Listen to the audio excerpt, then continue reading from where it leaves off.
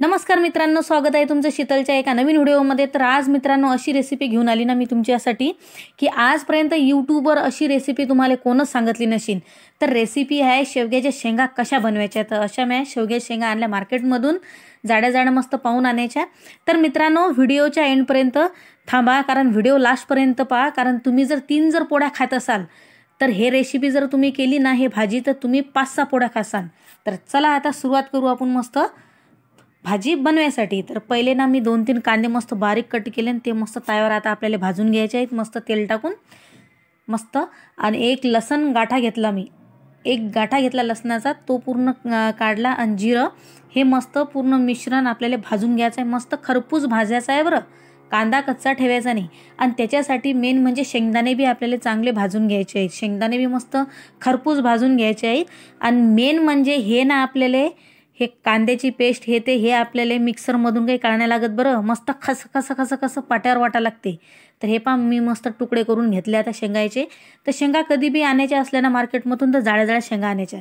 तर तुमच्या घरी जर पाटा नसेल तर शेजाऱ्याच्या घरी जा, शेजारी जर नाही भेटला तरी अर्ध्या गावात जा, पण पाटा मागून आणा, तरी कुठे भाजी बनवा, तरच हे टेस्ट येते। तर पहिले आपण मस्त लसूण अद्रक बिद्रक चांगली मस्त बारीक पाट्यावर वाटली।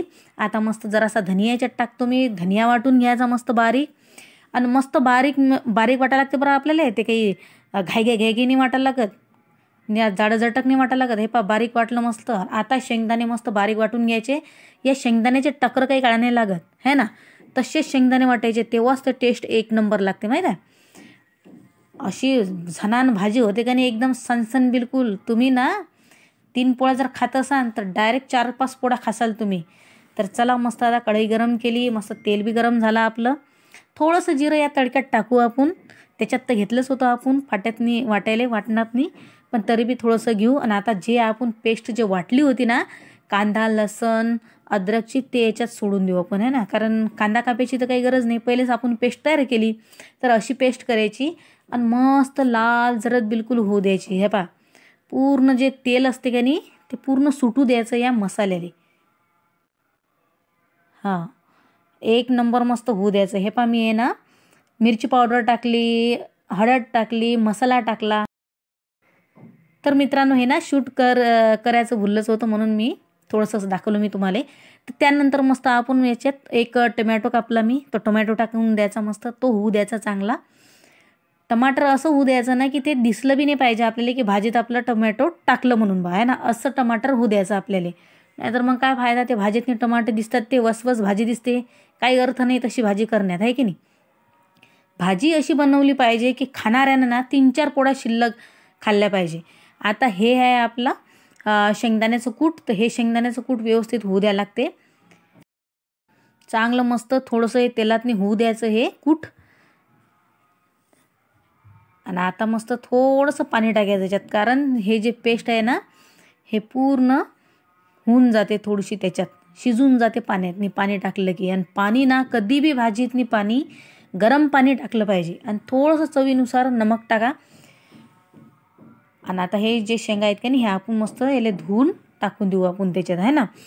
तर कधी बी मित्रांनो मैत्रिणींनो, कधी बी समजा आपल्याला भाजी बनवायची असली ना, तर भाजीतनी थंड पाणी भस्कन वतून काही टाकायचं नाही, मस्त गरम करायचं, गरम करून ते पाणी भाजीमध्ये टाकून द्यायचं। तर आता हे आपण शेंगा मस्त या भाजीतनी टाकू, थोडासा मसाला होऊ देऊ त्याच्यातनी, मसाल्यातनी मस्त ते शेंगा चांगल्या इकडून तिकडून इकडे असं मस्त करू त्याला, ताकी जो मसाला आहे की नाही तो पूर्ण ह्याच्यात अंदर लागून जाते मस्त मसाला।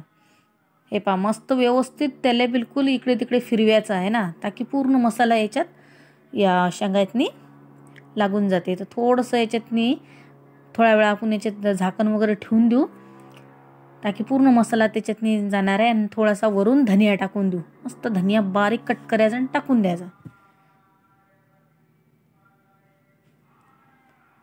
आणि याच्यातनी थोडंसं पाणी टाकू आता आपण, गरमच पाणी टाकायला लागते बरं भाजीत, नाही थंड नाही टाकायला लागत।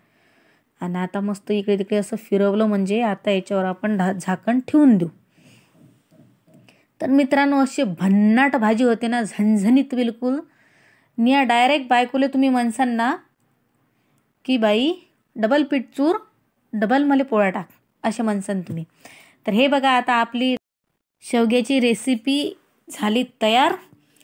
आणि खरंच मित्रांनो, तुम्हाला जर आवडली असेल तर प्लीज कमेंट करा की आवडली का नाही. आणि जाता जाता माझ्या चॅनलला सबस्क्राईब बी करा. पण कमेंट अवश्य करजा बरं की भाजी कशी वाटली है ना. तर चला या मित्रांनो, आता घ्या खाऊन मग भाजी. तर मित्रांनो, जाता जाता माझ्या व्हिडिओला लाईक करा, एक कमेंट टाकून जा बरं अवश्य. आणि जाता जाता माझ्या चॅनलला सबस्क्राईब करून जा, ताकी मी याच्यापेक्षाही तुम्हाला खतरनाक व्हिडिओ घेऊन येत जाईन. तर चला आता भेटू दुसऱ्या व्हिडिओमध्ये. तोपर्यंत तुमची काळजी घ्या. बाय बाय सर्वांना. जय हिंद, जय महाराष्ट्र, जय शिवराय, जय भीम.